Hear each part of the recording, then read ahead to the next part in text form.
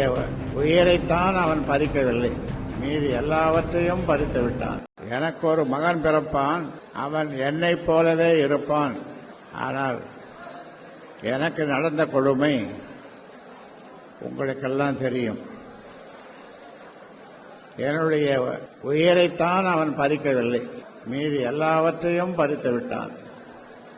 உரிமையை பறித்தான். என் வியர்வை, நான் சிந்திய வியர்வை, அந்த வியர்வையை வீணாக விடக்கூடாது. அதனாலே